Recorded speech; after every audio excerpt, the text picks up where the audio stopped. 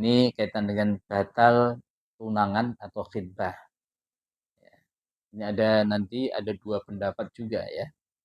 Tapi hampir semuanya mazhab mengatakan boleh kita ambil lagi. Tapi kalau Hanabilah mengatakan dilihat dulu siapa yang batalkan. Kalau yang perempuan yang membatalkan boleh diambil semuanya yang dibawa pada saat lamaran atau khitbah. Kalau yang membatalkan yang laki-laki nggak boleh. Ya. Tapi al-Imam al-Ustadz Wahbah Az-Zuhaili yang punya kitab Al-Fiqh Al-Islami wa Adillatuhu, beliau mengatakan kalau memang belum tunangan apapun yang belum nikah itu boleh diambil. Dan ini kita lihat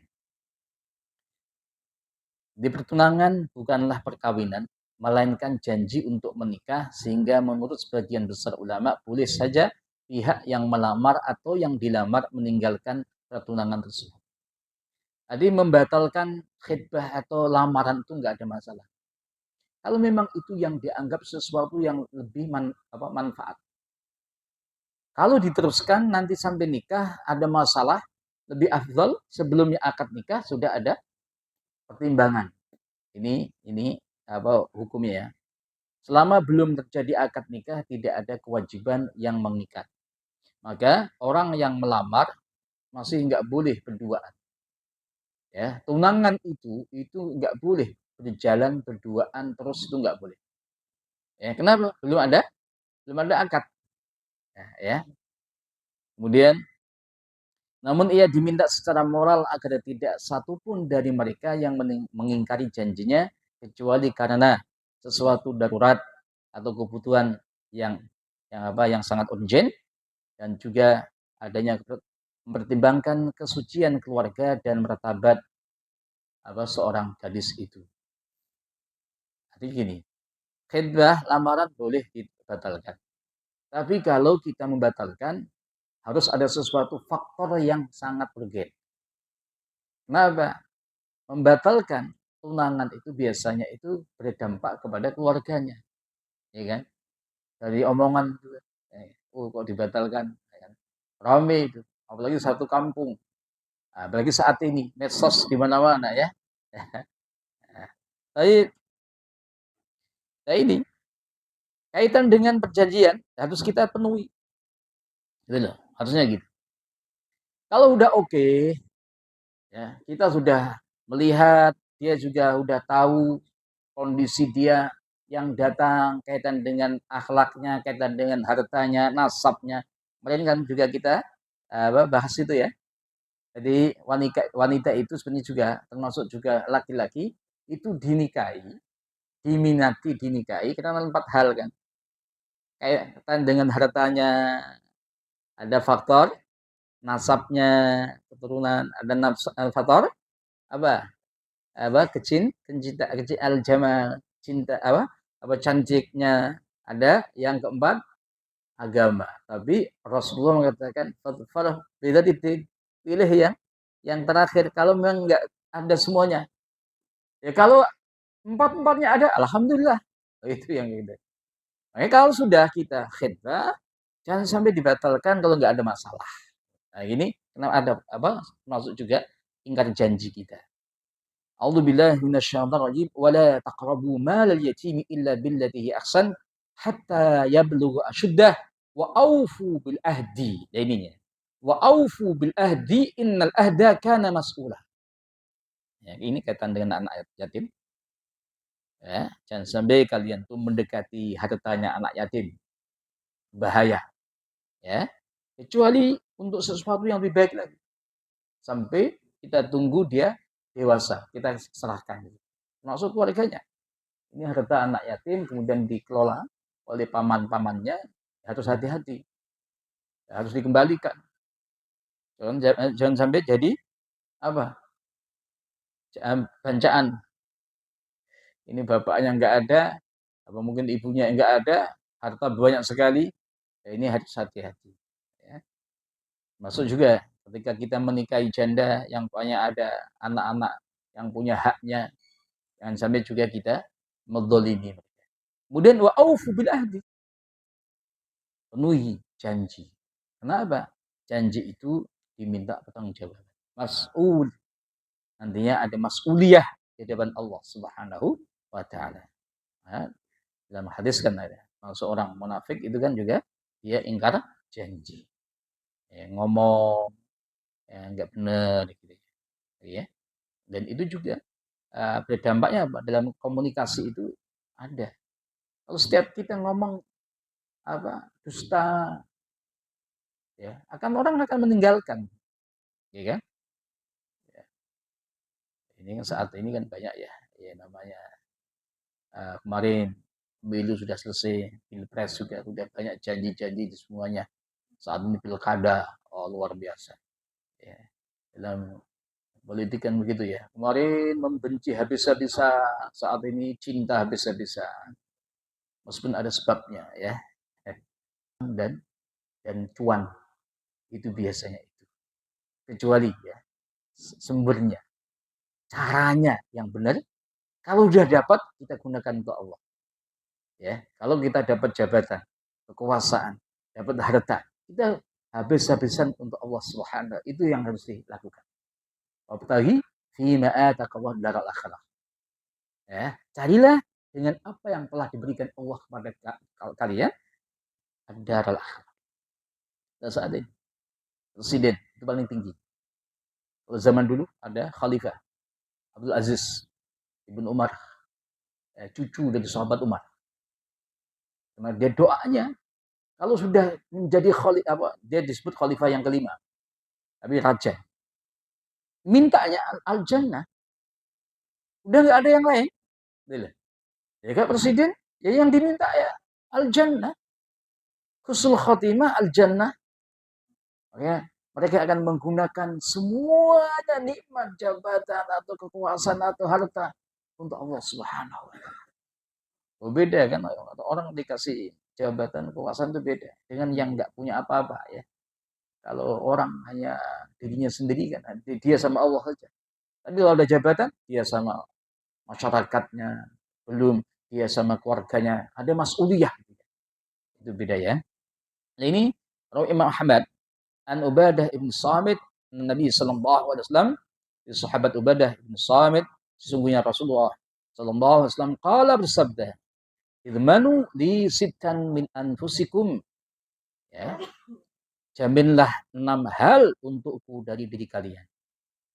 Artinya pastikan 6 hal ini. Adman lakumul jannah. Saya jamin al-jannah. Kalau kamu wahai umatku melakukan 6 hal ini, insya Allah al-jannah untuk kalian semua. Apa yang pertama? Usduku idza haddatsu. Jujur ketika kamu ngomong. Wa aufu idza wa'adtum. Ya, penuhi janji kalian. Wa addu idza u'tumintum. Ya, addu, tunaikan ketika kalian dipercaya. Wahfadhu furujakum. Jaga farji kalian. Ya. Maksudnya apa? Kaitan dengan syahwat. Syahwat ada semua, tapi jaga syahwat itu sesuai dengan yang diinginkan Allah Subhanahu wa taala. Manusia sama dengan makhluk yang lainnya. Kecuali siapa? Yang beda. Malaikat. Malaikat enggak punya syahwat. Maka intinya beribadah terus sesuai dengan perintahnya. Yang mengangkat arasy terus sampai saat ini, sampai nantinya. Ya. Kan ada malaikat yang membawa arasy Allah Subhanahu wa taala. Arasy itu di atas air. Air itu enggak hanya di bumi, tapi di atas langit 7 ada air. Di atas itulah arsy-Nya Allah Subhanahu wa taala. Ya, bab-bab itu ya, yang ghaibiyat itu namanya. Ya. Wahfadhu furujakum. Wa ghuddu absarakum. Tahan pandangan kalian. Wa kufu aydiyakum. Jaga atau pelihara tangan-tangan kalian. Jangan sampai banyak mendolimi orang lain. Makanya Rasul mengatakan 6 ini saya jamin surga. Ini berat. Ini semuanya kehidupan nih, ya kan? Ada kaitan dengan masalah apa? Kita bicara harus jujur, tidak dusta. Kemudian kaitan dengan perjanjian kita. Kemudian ada amanah di pundak kita, menjaga farji kita, syahwat kita, kemudian pandangan kita, kemudian juga tangan-tangan kita dari kezaliman. Ingat kezaliman yang ada di muka bumi ini adalah kegelapan yaumal qiyamah.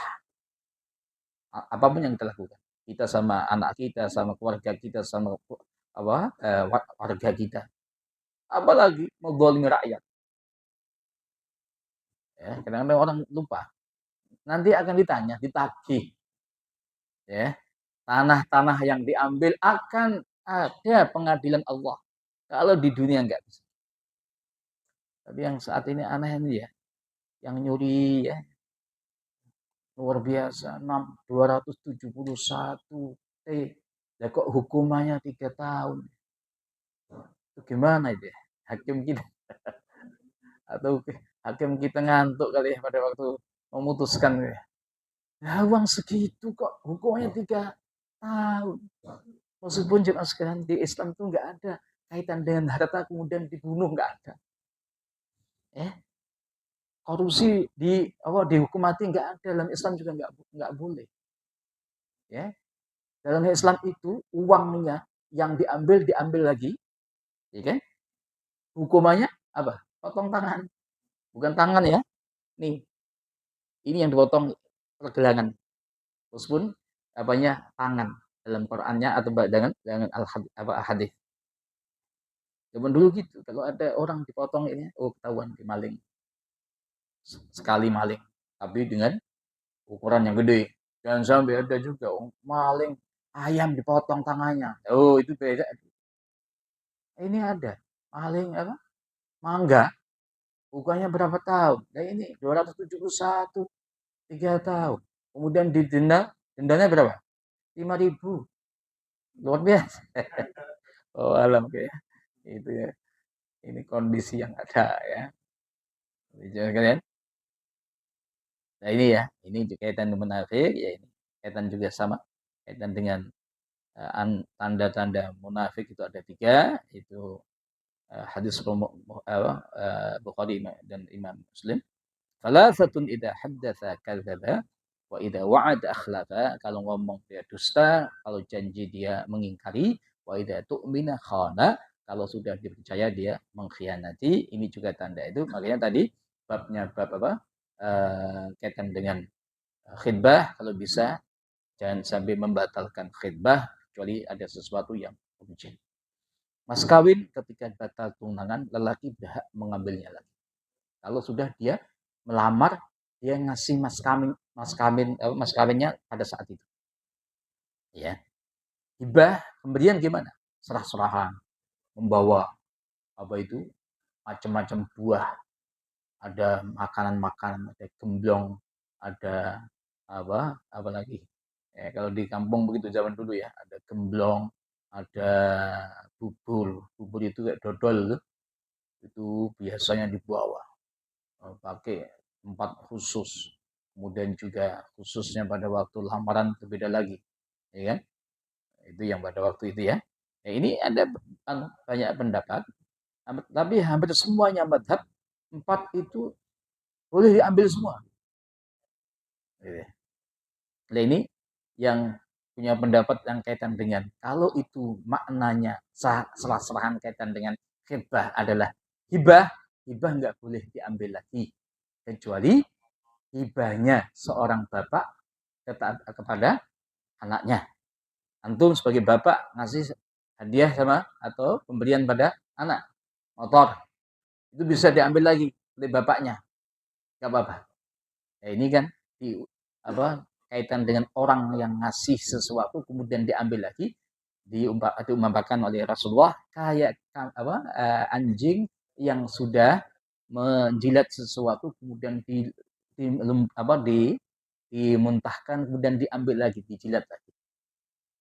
Akhirnya apa? Artinya apa? Ya, kalau sudah diberikan, nggak usah diambil lagi. Nggak boleh. Kecuali yang ngasih adalah bapak kita pada anaknya. Nah ini hadis sahih, Hasan sahih ya. Ini yang digunakan dalil oleh Syekh Wahbah Az-Zuhairi yang punya kitab Al-Fiqh al-Islam wa Adillatuhu. Tapi madhab itu macam-macam. Ya. Ini Hanafiyah mengatakan ambil. Boleh diambil Hanafiyah. Karena ini kaitan dengan perjanjian. Jadi hibah itu kaitan dengan akad. Akadnya nggak jadi, diambil. Jadi kalau sudah habis gimana? Minta ganti. Ini gitu. Tapi kalau orang Indonesia biasanya nggak tega. Tapi memang banyak. Ada apa? Inisiatif dari pihak wanita dikembalikan. Banyak itu yang saya lihat di kampung begitu. Dulunya gemblong, ya bikin gemblong lagi. Langsung dibalikkan. Iya. Dia berapa apa pisang yang dibawa itu dihitung semuanya. Kemudian dikembalikan. Ya kan? Ya, kemarin kan ada artis yang Ayu Ting Ting itu berapa kan yang dikasihnya. Tapi mungkin kenapa dibatalkan? Karena ya mungkin ada apa itu pertimbangan ke depannya. Itu yang membatalkan tuh wanita sebenarnya, bukan laki-laki. Ya.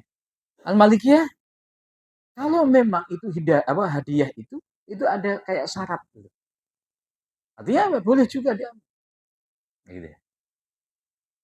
Kalau Hanabilah dibagi dua, siapa yang membatalkan?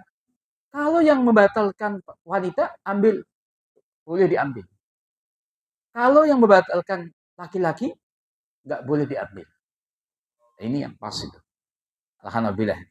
Menurut saya ini pas ini. Ada keadilan. Tiba-tiba dibatalkan oleh laki-laki. Ya. Kayak Syafi'iyah beda. Tetap diambil. Ada Syafi'iyah. Hanya saja ini pendapat apa yang rojih Ustadz Wahbah Ibn Mustafa Az-Zuhaili yang punya kitab ini, beliau mengatakan yang rojih adalah nggak diambil sebelum tunangan. Sebelumnya akad nggak diambil. Itu pendapatnya Al-Imam Umar Ibn Abdul Aziz, kemudian juga Al-Thawri, Abu Ubaid, Al-Imam Malik, dan juga Al-Hadawiyah, Zaidiyah, Syiah Zaidiyah. Ya. Zaidiyah ini Syiah yang sangat dekat sama Ahli Sunnah wal Jamaah. Namanya Zaidiyah. Fikihnya hampir sama. Ya. Ini hadis yang digunakan. Jadi siapapun wanita yang mau dinikahi, ala sodakin au hibain au iddatin, sudah ada serah-serahan, ada mahar dan sebagainya. Qabla ismatin nikah, sebelumnya akad nikah, fahuwalah, dia untuk wanita itu. Nah, ini hadis yang digunakan.